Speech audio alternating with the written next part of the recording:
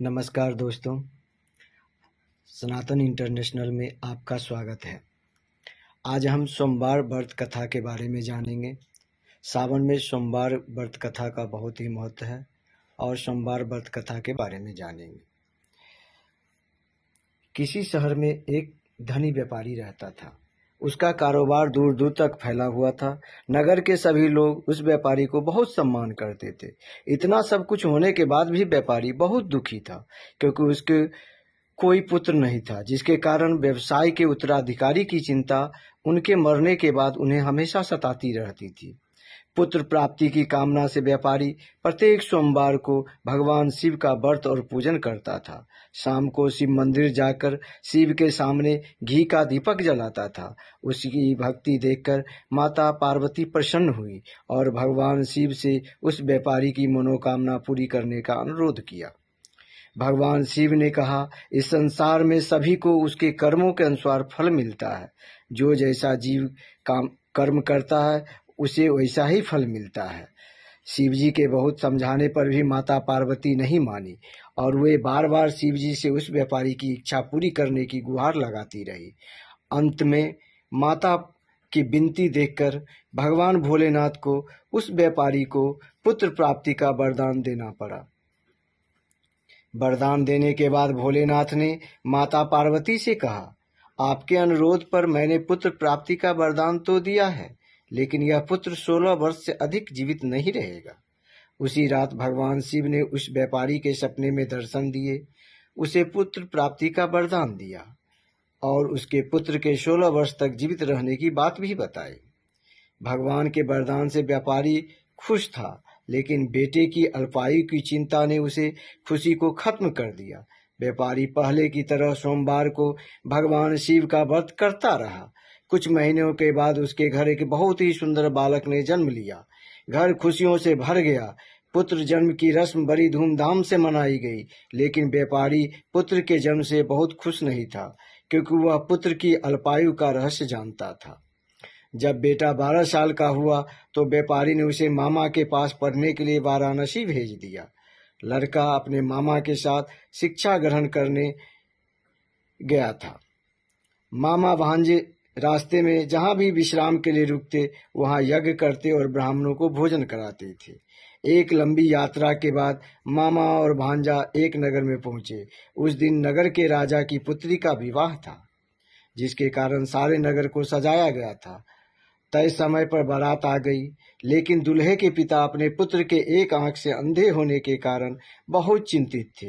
उसे डर था कि कहीं राजा को इस बात का पता चल गया तो वो शादी से इनकार न कर दे, इससे उसकी बदनामी भी होगी। दूल्हे के पिता ने व्यापारी के बेटे को देखा तो उसके मन में एक विचार आया। उसने सोचा, क्यों न इस लड़के को दूल्हा बनाकर राजकुमारी से विवाह करा दूं। विवाह के बाद मैं उसे धन देकर विदा कर दूंगा और राजकुमारी को अपने नगर ले जाऊंगा। इस संबंध में दूल्हे के पिता ने लड़के के मामा से बात की। मामा ने पैसे के लालच में दूल्हे के पिता की बात मान ली। लड़के ने दूल्हे का वेश बनाकर राजकुमारी से विवाह कर लिया। राजा ने ढेर सारा धन देकर राजकुमारी को विदा किया। विवाह के बाद जब लड़का राजकुमारी को लेकर वापस आ रहा था तो वह सच छुपा न सका और उसने राजकुमारी के मुख पृष्ठ पर लिख दिया, राजकुमारी, तुम्हारा विवाह मेरे साथ हुआ था। मैं वाराणसी पढ़ने जा रहा हूँ और यह युवक जिसे तुम पत्नी बनना है वह कान्हा है। राजकुमारी ने जब घूंघट के ऊपर लिखा पढ़ा तो उसने उस लड़के के साथ जाने से इनकार कर दिया। सब कुछ जानकर राजा ने राजकुमारी को महल में ही रखा। उधर लड़का अपने मामा के साथ वाराणसी पहुंचा और गुरुकुल में पढ़ने लगा।